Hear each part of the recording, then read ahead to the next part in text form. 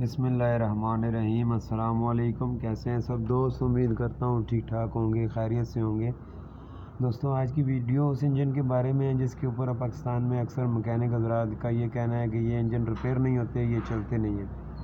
दोस्तों, ये Suzuki Alto 660 CC जापानी आल्टो का इंजन है और इसमें मसला ये था कि इसका इंजन फारग था, धुआं दे रहा था, ऑयल गाड़ी बहुत ज़्यादा कम करती थी, प्लस इसका साउंड वगैरह भी अच्छा नहीं था।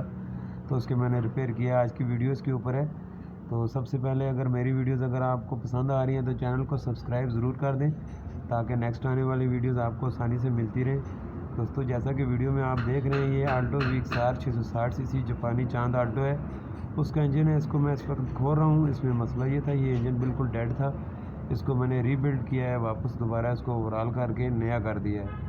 इसके साथ मैंने क्या क्या किया आगे जाके वीडियो में मैं आपको बताऊंगा। अभी देखें तो इसका इंजन खुल रहा है, ये ऐड वगैरह ब्लॉक वगैरह इसका खुल गया है। पहले मैंने गाड़ी से इंजन निकाला है, उसके बाद उसको डिसमेंटल करके उसके सारे पार्ट्स अलग-अलग जो है वो किए हैं, फिर उसको चेक किया है।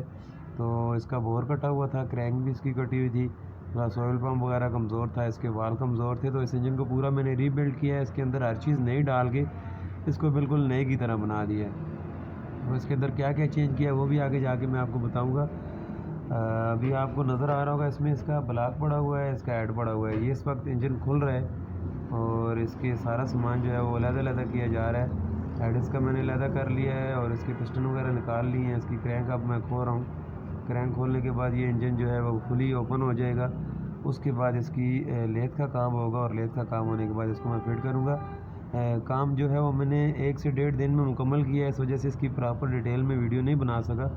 लेकिन ये देखें तो इसके पिस्टन वगैरह ब्लॉक और इसकी टाइमिंग ब्लेड और इसका हेड गैस्केट एवरीथिंग, ये देखें पुराना सामान सारा जो है ये नीचे पड़ा हुआ है।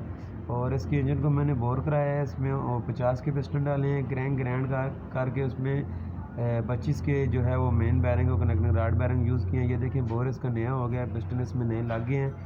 अभी इस वक्त की जो वीडियो है, ये इंजन जो है जो दोबारा इसको जोड़ा जा रहा है। तो इसमें पिस्टन वगैरह मैंने फिट कर दिए हैं। 050 के पिस्टन डाले हैं और 25 के जो है इसकी क्रैंक ग्रैंड हुई है, प्लस इसके ऑयल पम्प की किट चेंज हुई है, प्लस इसके हेड के वाल चेंज हुए हैं और खराद का सारा काम हुआ है जिसको लेथ वर्क बोलते हैं। ये देखें, ये इसका हेड बिल्कुल रेडी पड़ा हुआ है। इसमें टैपट की सेटिंग, इसमें वाल जो है वो नए लग गए हैं, हेड फेस हो गया है, ब्लॉक फेस हो गया है। ये सारा काम इसके साथ मैंने किया है। और इसके जो पार्ट चेंज हुए हैं वो मैं आपको वन बाई वन बताता हूँ। इसमें जो है पिस्टन नहीं डले हैं, इसके मेन बैरिंग रॉड बैरिंग नहीं डले हैं, प्लस इस पर ये देखें ये मेटल वाली गैस्केट मैंने जो जेन्युइन कंपनी फिटेड आती है,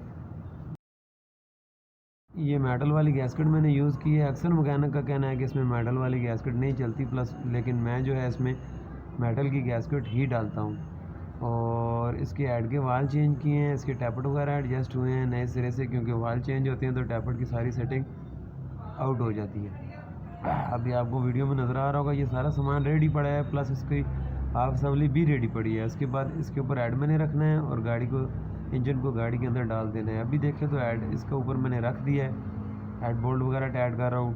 टैपट को नहीं छेड़ा मैंने क्योंकि ये एडजस्ट हुए आए हैं खराद से, तो इनको सेम पोजीशन में मैंने केमे निकाल के और ऐड ऊपर टाइट करके ऊपर केमे फिट कर दिए हैं। टैपट को नहीं छेड़ा, इसकी क्लीनिंग वगैरह सब कुछ जो है वो लेथ वर्क से सारा कुछ रेडी होके आया है, तो इसलिए इसको छेड़ना जो है वो मेरे लिए मुसीबत का बायस बन सकता था, इसलिए मैंने जो है इसको नहीं छेड़ा।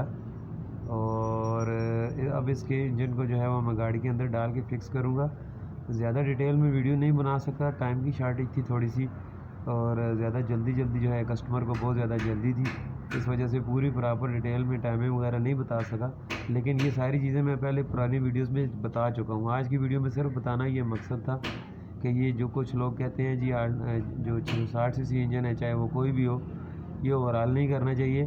तो मैं आपको ये मशवरा दूंगा कि अगर आपका इंजन फर्स्ट टाइम खुल रहा है और उससे पहले उसमें ओवरऑलिंग नहीं हुई, तो बजाय असम्बली चेंज करने के उसके इंजन को ओवरऑल कर लें, वो ज़्यादा अच्छा उसके लिए ओवरऑल हो जाएगा।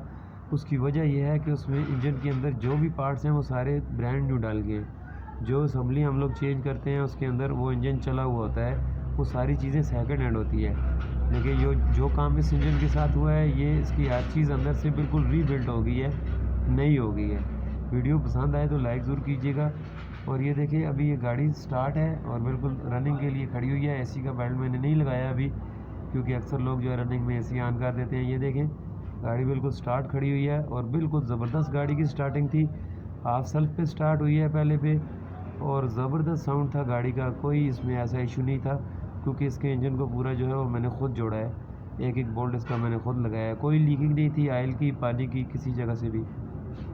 और गाड़ी के साथ जितने मसाइल थे वो अल्हम्दुलिल्लाह सारे हल हो गए और गाड़ी अभी रोड पे चल रही है, कोई मसला मसाइल इसमें नहीं है और जो जो मसाइल इसके थे वो सारे दूर हो गए हैं। गाड़ी का साउंड वगैरह और गाड़ी की स्टार्टिंग और गाड़ी की पिकअप सब कुछ ज़बरदस्त। और वीडियो पसंद आए तो लाइक ज़रूर कीजिएगा और कमेंट में बताइएगा ज़रूर आप वीडियो आपको कैसी लगी। एक और चीज़ रिमाइंड करा दूँ, इसके इंजन पे टोटल ख़र्चा with labour with parts everything 65,000 हुआ है। दुआ में याद रखिएगा। अल्लाह हाफिज़, फ़ी अमान अल्लाह।